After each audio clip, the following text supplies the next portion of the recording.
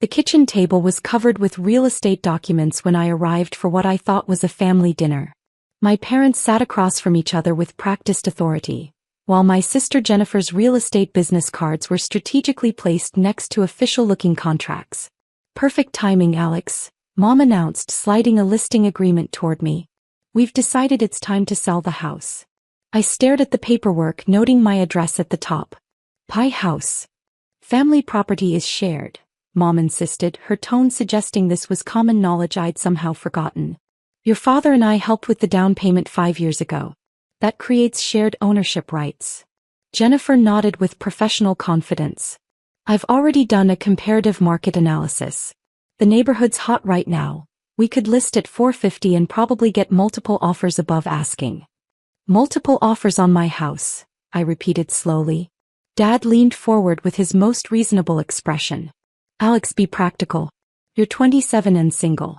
This house is too big for one person, and the equity could set you up nicely in a smaller place while giving us the retirement funds we need." The irony was breathtaking. While they calculated profits from my property, they had no idea I'd been quietly building a portfolio management company that now handled investments for several high-net-worth clients. My small house was actually my carefully chosen headquarters, selected for its privacy and proximity to financial district meetings. "Besides," Jennifer added, "I've already scheduled showings for this weekend. The market won't wait, and I have buyers looking in exactly this price range." I pulled out my phone ostensibly to check my calendar. In reality, I was texting my attorney. "Emergency consultation needed. Parents attempting forced property sale." "Don't be difficult about this," Mom continued. "We're not asking for anything unreasonable. Your father and I contributed $15,000 toward your down payment. That investment entitles us to participation in any sale decisions." The $15,000 they'd contributed had actually been a loan I'd repaid with interest within 18 months. But explaining that would require them to acknowledge my financial competence, which had never been their strength. "Alex has always been impractical about money," Dad told Jennifer, as if I wasn't sitting right there. "Living beyond his means, buying a house he couldn't really afford. We're helping him make a smart decision for once." My impractical money management had generated 7-figure returns for my clients last quarter, but my parents saw my work-from-home setup and concluded I was unemployed or underemployed. "What about the mortgage?" I asked casually. Jennifer waved dismissively. "I'll handle all that during closing. The buyers will assume the existing loan or arrange their own financing. Standard procedure." "And if I don't want to sell?" The temperature in the room dropped noticeably. Mom's face tightened with familiar frustration. "Alex, this isn't just about what you want. Family decisions require family consensus. Your father and I have legal standing as co-investors in this property." I almost laughed. Their legal standing existed only in their imagination, but they'd apparently convinced Jennifer of their ownership rights. As a real estate agent, she should have known better than to prepare listing documents without verifying actual ownership. "I'll need to review these contracts," I said finally. "There's nothing to review," Dad insisted. "Jennifer's handled everything properly. We just need your signature to complete the listing authorization." I stood up, leaving the papers on the table. "I'll get back to you." "Alex," Mom called as I headed toward the door. "Don't make this more complicated than it needs to be. We're trying to help you here." "I understand," I replied. "You're looking out for my best interests." As I drove home, I called my attorney David Martinez, who'd handled my business incorporation and property purchases. "David, I need a complete title search on my residence, plus documentation proving sole ownership. My parents think they have legal claims." "Based on what?" David asked. "A $15,000 loan they gave me 5 years ago, which I repaid in full." David's chuckle was audible. "We'll have definitive documentation by morning. This should be interesting." Saturday morning brought Jennifer to my front door with a photographer and potential buyers. She had her professional smile locked in place and a showing schedule that apparently didn't require my permission. "Hi Alex. Just here for the listing photos.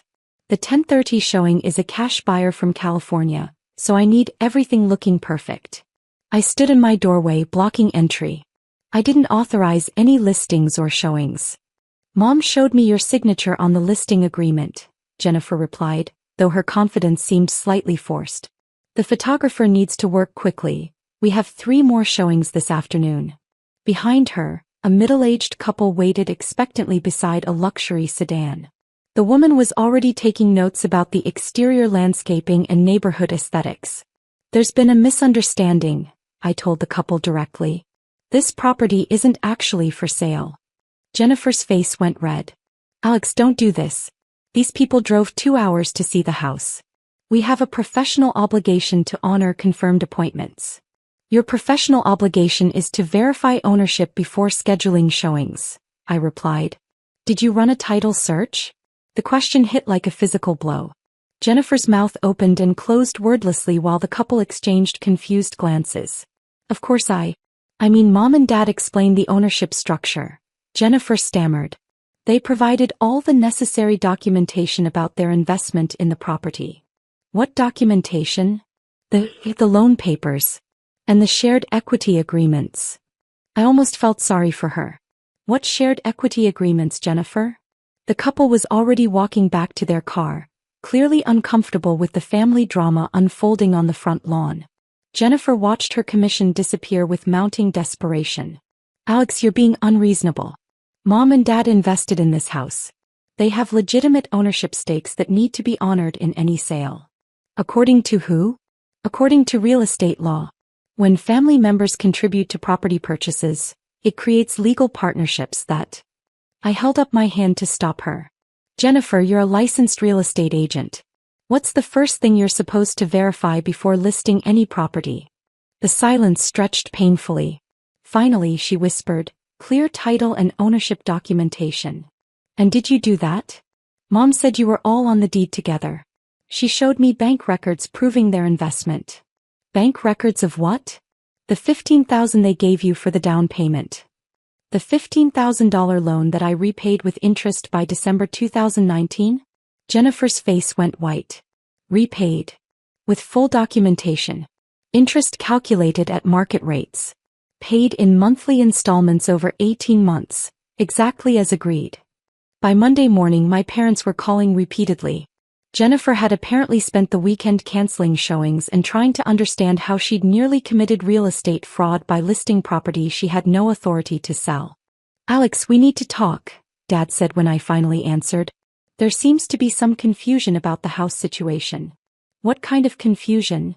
Jennifer says you claim to have repaid our investment. But we don't have any records of receiving payments. That's interesting, I replied. Because my bank has records of 18 monthly transfers to your joint account, each marked house loan repayment in the memo line. The silence was deafening. Tuesday afternoon, David Martinez called with the results of his investigation. Alex, you need to hear this immediately. I've got the title search, payment records, and something else that's going to blow your mind. What did you find? Your parents never had any legal claim to your property. The loan was properly documented and fully repaid with interest. But here's the kicker. Jennifer's real estate license is currently suspended. I sat down hard. Suspended. 3 months ago. Failure to maintain continuing education requirements and 2 complaints about misrepresenting property ownership in previous transactions. She's been operating illegally since August. The implications crashed over me like a wave. So every listing she's prepared, every showing she's scheduled. Completely unauthorized. She has no legal standing to represent any property sales. Your parents hired an unlicensed agent to sell property they don't own. David arrived at my house an hour later with a briefcase full of documentation. We spread everything across my dining table. Title searches, payment records, licensing reports, and Jennifer's disciplinary history. The state real estate board suspended her for 6 months, David explained. She failed to complete mandatory training and had 2 separate incidents where she listed properties without proper ownership verification. My parents don't know? Based on this paperwork, Jennifer told them she was handling everything properly. Look at these texts between her and your mother. She's been falsely representing her licensing status for months. I studied the message thread David had obtained through legal discovery.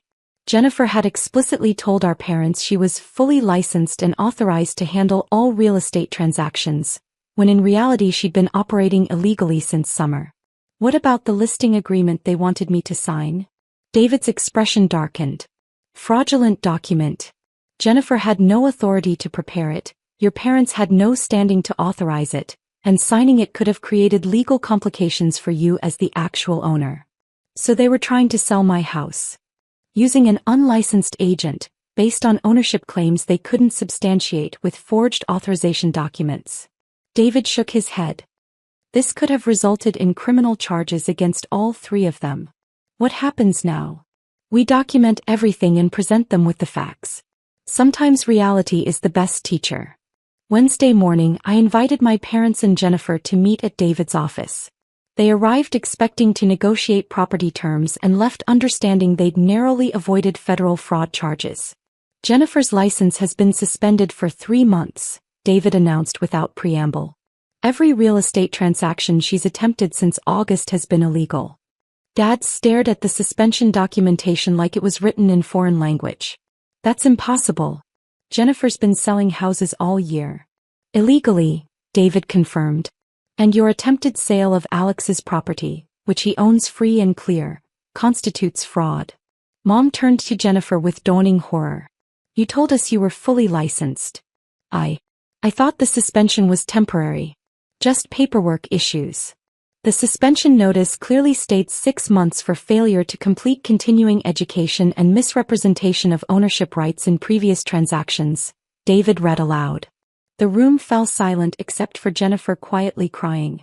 Within a week, Jennifer faced additional disciplinary action. The attempted unauthorized sale of my property, combined with her pattern of misrepresenting ownership rights, resulted in a 2-year license revocation.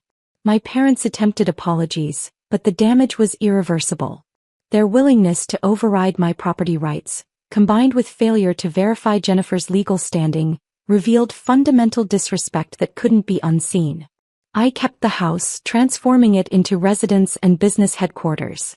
The deed now hangs in my office, not as trophy, but as reminder that family respect requires verification, not assumption.